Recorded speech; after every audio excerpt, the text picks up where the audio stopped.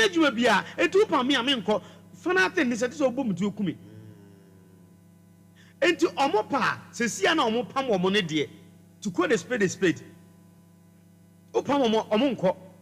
ti sɛ bia omo mani ase mmerɛ no but the 1 minute of person bobra no opam ne galamsey ase onko obese kotutu ba bi foforo because oba obeye de na obeye mo se hero tumfo ahyase bibi factories ni bi nana me bo abaso sa kwan ne so se factory na wabie no omkɔkye omo na ye pam omo a bese ne kɔ kwabrobefuo nim kɔ ye adwuma nana betua oka kɔ ba bia we ni wo no ye kan sɛ omo ye food juice no kɔ ye adwuma akola ne nim sɛ oba no oba benya adwuma aye adwuma ho enti obenya adwuma aye but sɛ adwuma ni ho na sɛ oka sɛ onjai galamsey mra no kurani akola ne ba oba ba ye de na oba ba ye wa hwe ya adwum boni betumi amba obitimo o isa se kakra wa nya no odi bi adwuma no wode be kwakɔ totu akɔ robo amanfo so now media galamsey na yetu ase no meti ase emmoa oman no yensa ase emmoa da bi beduru na de onyune bebre pa ade yare betumi abre ade kom ebetumi abre enti se saade a ye papa jo mama say 24 hours economy system no to me masem na meka media mi huye if se me to abama jo mama me to abama no because of 24 hours economy enti se ma to abama 24 hours economy na se utu galamsey ase na akran san betena fie na 0.00 economy dia akran no bese yakọ galamsey ana obese atwituo won de me kire no enti misre ye papa mahama say 24 hours economy ni ba anya okura na obepam galamsey fo they will come home themselves omo ankasa beba fie anya obi na be pam so omo bra azumi omo free wa abai yemfa ne say factory bia ba wa a omo ye adwuma sesi yi akurante galamsey ase na wanya ko say factory bia ba wa o omo tua bia 500 cedis a month onim se wa honom no 500 no odi kura bia bi beka obe save bi obe hu ni maame obe hu ni papa obenya asase ketewa bi esi 2 rooms bi e wo ne papa fie nkyɛn na one ne yire ne mba kyikyiro ma busua akora no wonya na obepam ne da wonfa tuo mpam sa akola nse ombra waada onu ankasa beba fie onim se adwuma wo ho what you say anye gold nkoa na ye resources nyankopon di hyirai bebre kwa omopa se yedua nnua no ma yendua keke yendua koko yendua cashew baby a omoye galamsey no omodua cashew ho akoko ho eyeyie enti yentene no na yendua koko yentene no ye ayi ye kan say bole kwan yiso baby na omoye galamsey banankwanta ho nyina dua cashew a eyeyie enti ade na cashew na yedua banankwanta eyeyie no ye fa nkola no mesenko wo dia aban ne ngia asase no na ondua ye kan say cashew no ewo aban ne dim a champion time state farms na ye ngia asase na ye employ amanfo mi gidi se beboa ye wo ye papa ye wo Burkina Ibrahim mama Traore some kan say Ibrahim Traore ono ankasa kwaje asase a eye state farm oni mo de omo ye prisoners enti wo ye prisoner na wo da ho kwa wo nya adwuma bia no na ya chew na wo do ma oman no enti wo di nkwase ase ma wo bedo wo do afo ni nya wo dia enti say aburo na bedo 2 acres 3 acres bags do do abaye no e your oman na japadia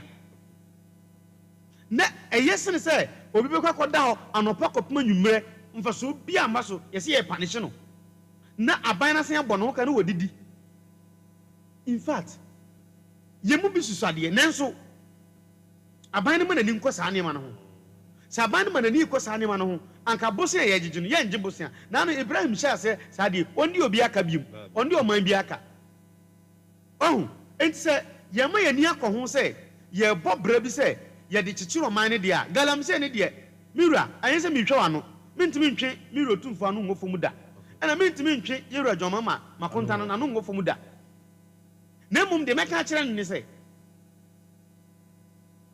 ye de ehia wie na ya ye de fata ehia se adwuma bo man nim na nkola na nkasa ba beye na efata se ye jai galamsey ento ye de fata ne wie na ansa na beye de ehia na in fact ugu kura chi nsuo se adwuma wo ho na ayi minim se memo mu akọ ho Tiobodo magazine Iroka for omo boss no I just forget the name or I'm a very close friend or say obi a person osu adwuma bia e wo Iroka magazine adwuma bia ombra ombe kire na adwuma free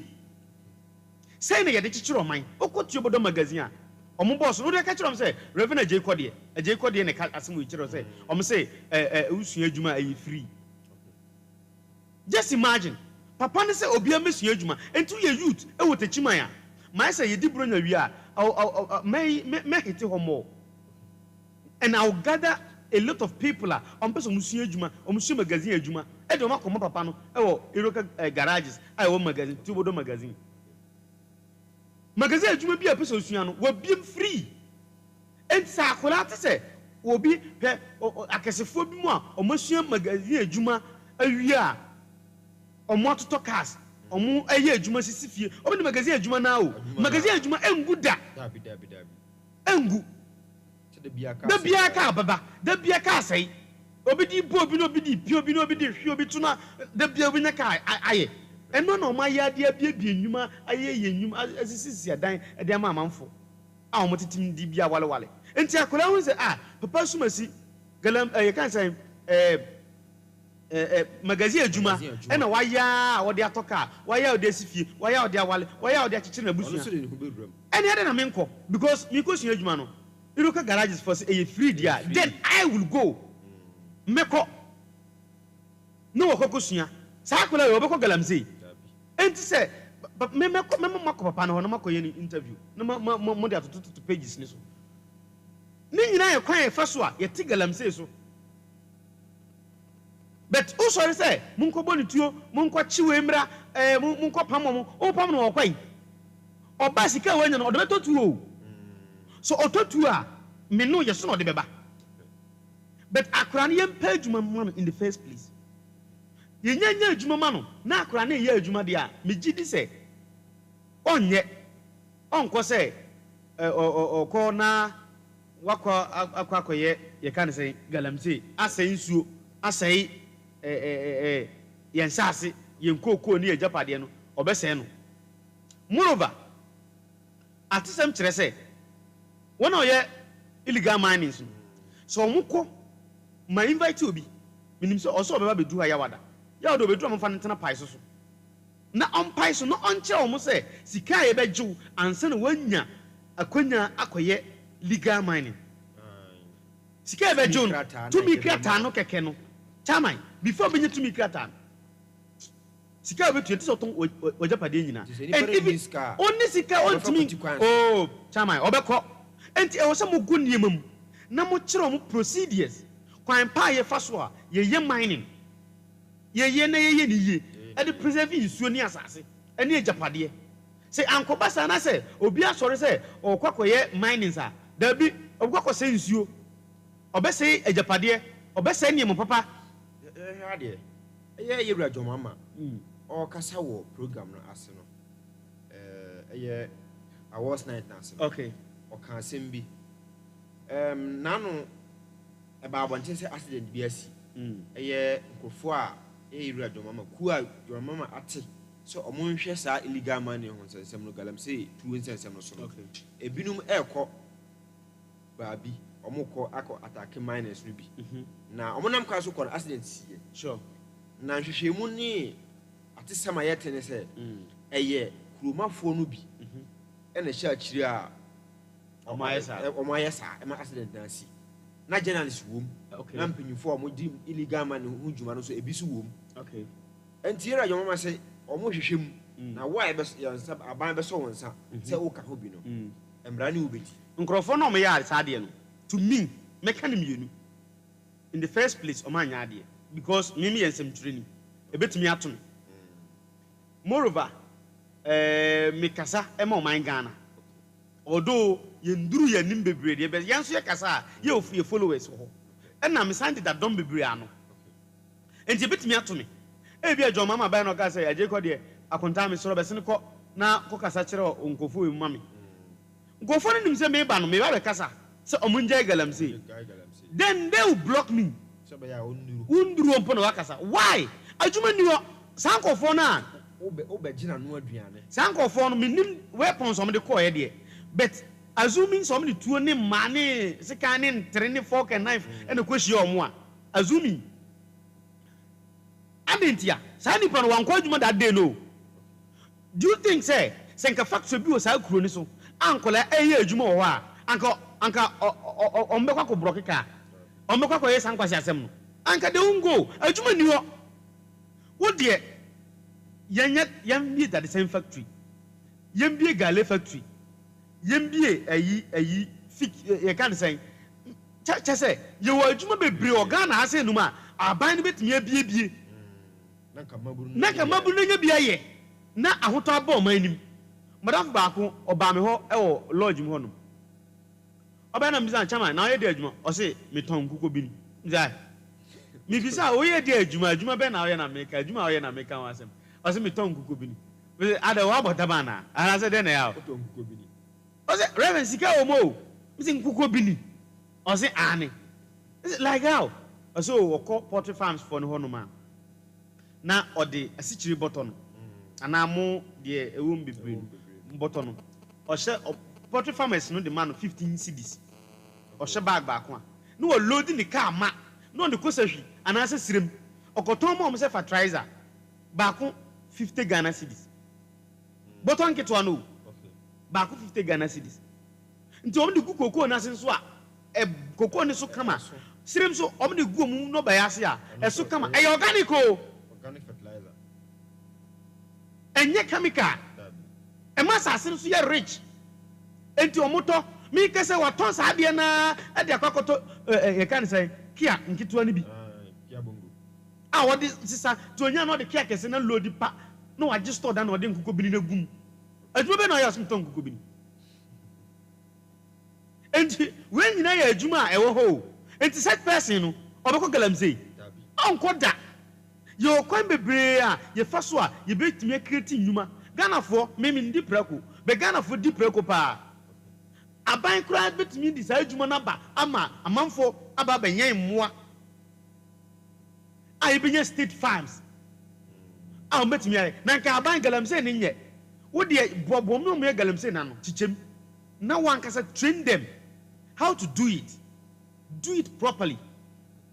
be yini na fe wan kasa ji fanipa to ano na omonye galamsey ni magana na yinti omuka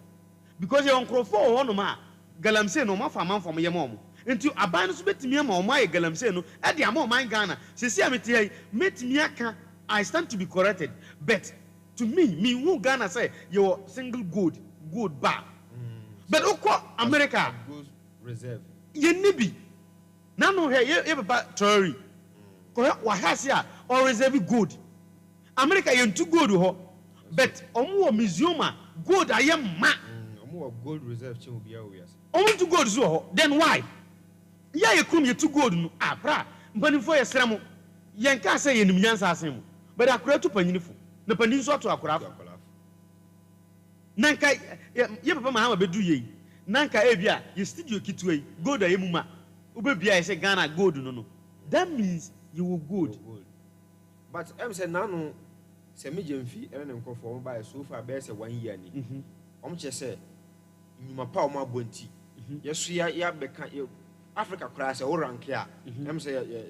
ye to so be 3 we say ye gold reserve Africa so far joma ban yi ba ye ya enye nim guase say to so 3 o ba say ya de say kan kwara ne nkom nkan yen o say happy ho ye teacher baako o twere exams na o ntwa o se mebo umu ya o se he wa twere nkwase asem unsu o say sere e o say kedi ese gu yetine yesu say Ghana afena Gold Coast si campo ano afena yetime bokoboko abeto so 3 ye mobo ye mobo ye na omdi gold ne to ye din ye na omdi gold no eto ye din nanka ne anka ebia ye wedding rings a yehye nka ni nyina nye gold kura ye mobo na ye ka chi bebre kwa wa bra te chiman na akonfia me on mo time ye se omo ye bagimbreu ayi kwachiamio omo time a eye abagimbre no na odi good eye fence wall odi good eye pam esi ni bayire ono yesi omo time na ye bagimbreu ye na yesi ye niate ne ye tuo na de ma bro se kwasi bronyini gina me paper ye na ye niate no paper no se ne edibo man paper ne edibo man sia ye niate ne ye timi to so 3 but omo na ye ka kire omo so magim no na omo gold na holy gold na de ye poma e de gold ha papa bi kan sem bi kire mi na yambeka ayi ye kan sen ahuntasem minim se kondwadam beba ye ba so a nso bi na da techi ma ase no o fa praye na o de num se ya na gold na nkasa fro praye no ntu ye ni si ya na watwe ntu wetumi aye na wanya bebre na de ko go mfa nya hwe na egu na wo hwe nso da so techi ma ha o nso na so ha da so enwe da so ha I say gold there say ke nya na anti I was say ye ne de anka gold no in abundance but this is the time I say yetimi to so 30 achievement enyi wani hu sami jamfi enu kan say me nua sami kasa me nipa me hwe na Ghana ha no sami jamfi me hwe no once kam ya da na ndisi ni da me hwe no sami jamfi obi a me hwe no akwa no wa okita keterema bia wa hwe obeda da wo ma ade me chire politics me mpe politics asem na me obi a me very emotional pa utimi hwe sami jamfi efro me hu the video no ma school kosoro me za ko mama a politician me mpa ndisi asem na me mpa MPP asem ntimi ndem amfini mam na mba bi ndwene me ho ye awemfo ba me hwe sami jamfi nka me ko ya do ndisi efro me hwe ni biom sami jamfi me hwe omom na emom me serew so what also trade I expect say 4 years na mo betena so idie mo mbedi first na mo kire say you good reserve say ena wo ho ebasa mabunu yesu ani beje mi wura sami jamfi oda wo ma galamse na mutu ase no mu ye bidie nanso mu nketi adwuma nkura na mo bre nkura no bebre bi o a ne ho meti ne ho say o galamse ase o but o ba fi adwuma ni ho ye hwe ni say on say galamse yesi yetu ase enye proper mining ene yetu ase sure na say yetu o so say wa wu ni krata no ba yitumi krata na ye regulative ni enkyira kwan obafa so obeye a won say yen sase a won say yen su okay sese o ten to company a still a betima employee nipa nti babunu na ko ye galamse no still a wo mani company obetima afa na be ya adwuma good ena make say ya wada me nipa ne beba okay na oba obekire sika dodo a ye agiwo ansana ya matumi krata ena afei protocol so akwa challenge ana hey baby obefa ne nima obewuram ansana ya ma krata no chama forget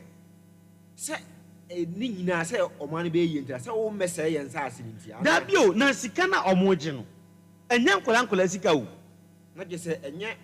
the regulating aspect no nko da sika nso ka ho sika ye je no akora no beduru anhwa ode ni sabi onu nyina bedidi because so loan o kwaji de betua sa aka na loan be wi no enti anhwa asase na e wo se otuko from 6 feet obetu 20,000 feet because kada na nima okun na say wo se wotenika sure what I say anya adwuma no ya anya ska kese a o ntimi kotua kana wa kwaji loan wahu enti kada ho a wokun na o betima ama e brief say besen wo hwa besen ena ye gini pan ansana ya man tumi krata say koye no papa se sia esa me mbo sika bia de metumi twa ontro because last on menene kasa ya che bebu 2 months quarantine sika nan kasa afiri ma adwunim ba minim say ya wada obeba ha se no na obeduru a ono be kirikiri kwan protocols abefam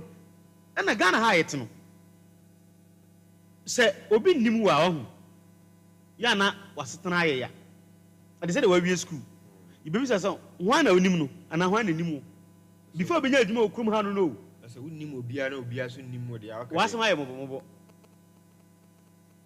What's my mobile? Unless Unimobi and now Obisunimu. And yes, I wouldn't me. Embassy, Obabe, Mobile or Crew. Aha, Mr. Yura, no, sir, on the boy. Since he can be also, be cry, now no matter say, your papa or share birth and death. So now, okay, say, Oko register or bar, Banase, a cranover register now, as a Jatin city to say, Bibi visa for birth set. Birth set, no. Nana, I am sorry. May I say, I'm finding a number, Mamma, coming in Casa. Nanka, any your course be. Mbesambe birth set e mamba na yesen onu atie bi ni pamene kasa yesika na yesika ketwa no 500 Ghana cedis mi wa ade no kra no enduru 50 cedis o enduru 50 cedis be na ye jew 500 Ghana cedis say bia yesi bibi the express e be open the express o say express bi hani ba bia ye ni bibi e friend express o ko do e be wa ade ama na o ko ba bi but I was see delay na ya twa so na ya hu say ade no bra ya nsa na wanya ntinu masa ma bro. Okay, me pese e hwa de bi. Okay. Eye EPA. Environmental Protection Agency. Story be e joy news. Okay. I'm say nrua. Na omanko pi shop a Chinese woman, Chinese man, sorry. Abe bi shop o Ghana ha. Oton chamfine. Okay. On video mo de galamse ko bi den. Chamfine no mne de hohoro ne de galamse illegal man hunni man nyina oton bi wo ho. Okay. Na om si om tu sa nkofo no so sa. Om tonton sa anema no a ye de galamse no. Okay. Say ye moto buro no chamfine no. De ye de galamse bia no. Sa shops nyina om ye investigation. We know omanya announcement. Om ye ne secret. What is one ye be piu so. Yeah, check out his auto side and be now shopping your close down. But say I did, and yet the closing aspect no one. They say now, you can say, I do not need my room. I'm Mabunu Bay. But, yeah, for so, here President Crown Namswa, or two Glamsin Ampa. Sure. Because Oclusis are shops in our down. I say, oh, or time finds anyone you be on to us, so be that. Because we be only Scarbecca. Sure. They say, oh, and I say, oh, can I cry? But do the airport, ever just you. Okay. It is omo yes anima we nyina na omo tusu sa no yem fa say unemployment rate no e kosoro no is it a threat to Ghana na pa but again ka say kabe for e be so our milk hope bread for me cham due to the bread in mind no ohwemanim and the bread no now ye ka say uko omo ton ma no na wutu ase ma stand from this angle sa EPA for no mo adwuma ye obi a onni Ghana card eni kwan se oton ade retail se ko ko China ni di hye no eni ka se o man ko man beton ade da bi ne dia obetime ye wholesale yet mamfo na ye retail but so ye Nigeria ni o we ye Cote d'Ivoire ni o we are Burkina new, we are China new, we are America new. We knew can say we are retail. So oton ade e bi ade we ba ko na ya ton the amount da bi. We knew can say yes sir. Wo dey wholesale. Enti omo mani nko ho more. Omo mani nko wholesale ni retail. Foreigners now ma ba ha se num no. Omo ye retail no. Omo mani nko omo ho pa. De to so biem. Se yetu galamse ase. Na se obi ton galamse ho niema. Na se wo kwachichi na saa de na nipa ne eton no ususu se galamse nkwa na de saa moto buru no woni ma de saa fidie na de pomp nsuo no e na yenso ye to na de akopeti yenya ado ne yentos ne cabbage so enti ugotu na ase a me no be mama no duane abome me metem ye galamse but me koto afidie ni bi e de kuma afum me ye ai carrot ni kakumba ne saa ne manima yi me ye cabbage etimi koto saa fidi na me de pomp nsuo from nsuo mo e ba soro ho mafum ho na e de pomp me cabbage so enti wa pam no okọ me da ye cabbage okay na on hwa ade What was said the Oka say, afidie de pumping suwe. Me ye de say ye wo mo a omo ye boho for no. Okay. A omo so omo ton sa pipe ho niam say ye pipes, say ye ehun fidie de twi suwe. Ne ada de. Eno no ye different from the autumn galamsey niam.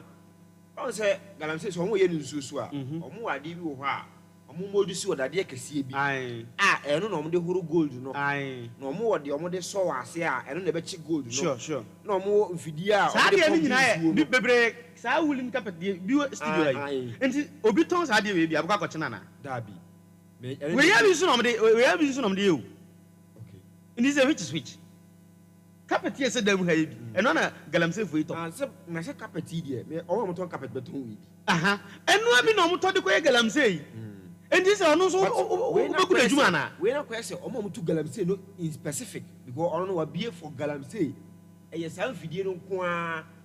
ana make say sa fidie na ye de ye galamsey. Enye galamsey nko na. Enye galamsey nko na ye de ye. We say okay, obi okọ TikTok bia no ye nton microphone we bi ma no. I say enye TikTok nko aso na de microphone ye. Obi so microphone na na number cho ensan ya duru so enti sa nwura no so no bokọ kwaje ne microphone na na. Onu so kita microphone no. Onu so di adwuma fo. Mbazo what ma say? Stone boy ni shata wele nso beto nwumi. Onu so kita microphone. O ba ji omo de na na because o band TikTok dia. Ene omo maka no so o be band omo nyina o. Da bi asem ni twetiamu an say create adwuma akola na beba. O ba na me. O say me azumi me yire say me kotwempana enti obegya me. Enti ade na me yire ntina se hunu se ade enti aje ko de kotwempana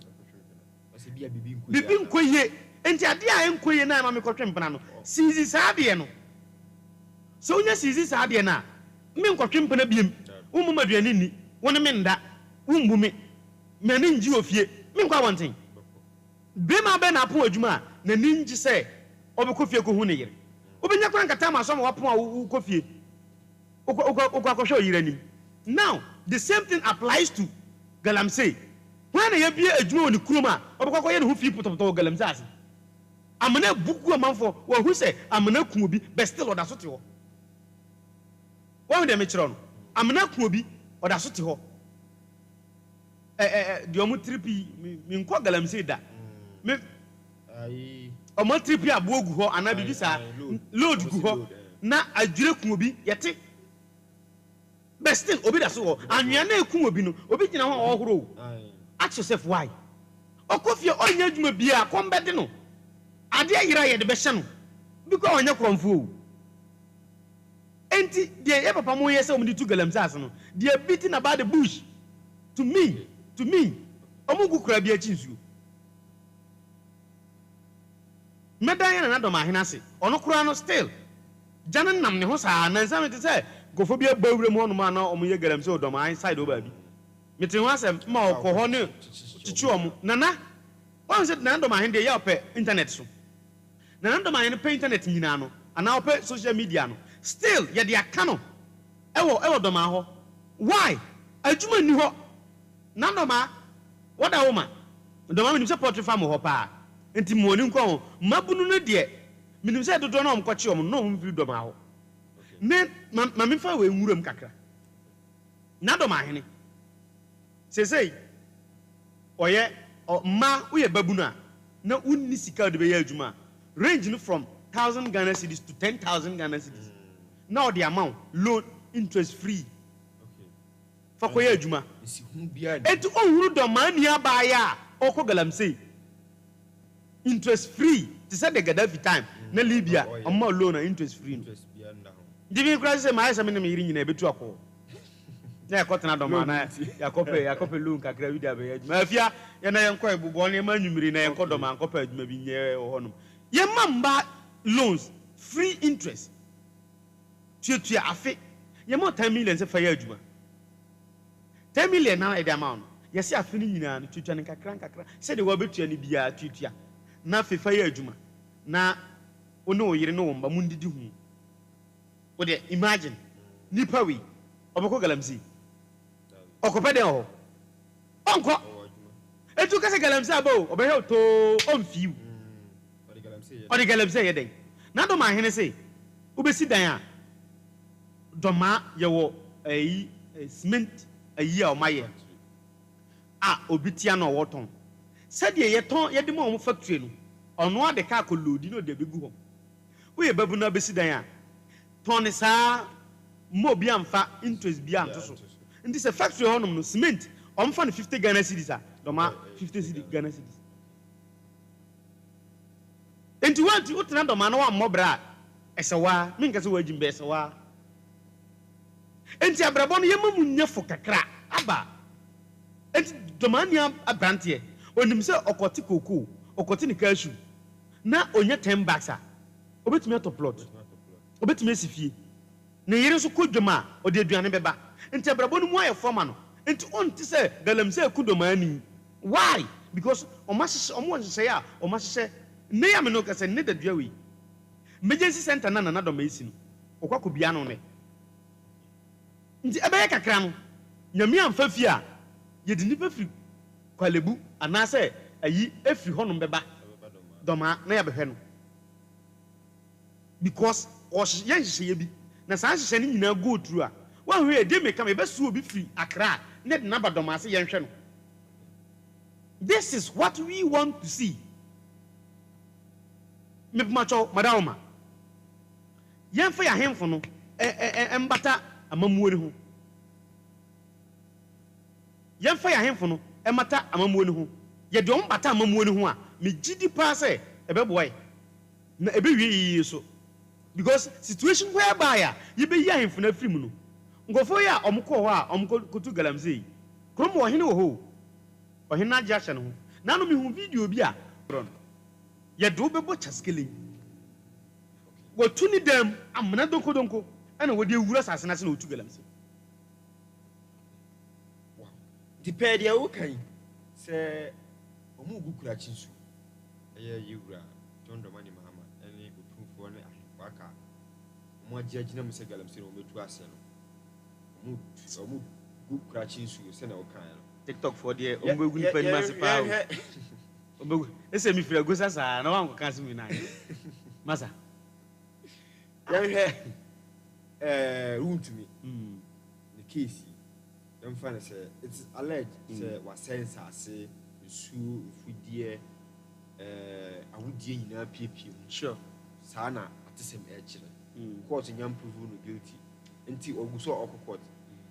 enti pe dia ukan oni wuntu ya adwen say obowura ho say o sense ase no say obi sense ase dia medie memfoa so to me say ye chi no sa dia emra no ani nindi as a matter of fact eno dia no matter whom the person is ye chi na say e bia wo sense ase a mehwe say emra no ani wundi emfa woni nipa ko awe even though ye papa Mahama ye wura otumfo se tutu na nadoma ahene gamanche yana ochehene ohene kese bi o Ghana ha se numa oye galamsey ye china ye mamara ni because o sense nemum mi fa blame ni mom me di blame ni be ma mpanimfo adwuma ni ho se yesu erotumfo na yesu na nadoma ahene a mi nano mekoka ngofo bi didi matem omufa nyom wo o se na doma ahene o se ni kurom o se ira santa yin so bie enwuma me say omonko sa da bia omonko obia omonko no ye na ebete wo no ye na ebedi wo no no ko do santa region na santa yin wo bie enwuma enye sa hwe o wonim se wanye ni ya doma ahene be fa ya no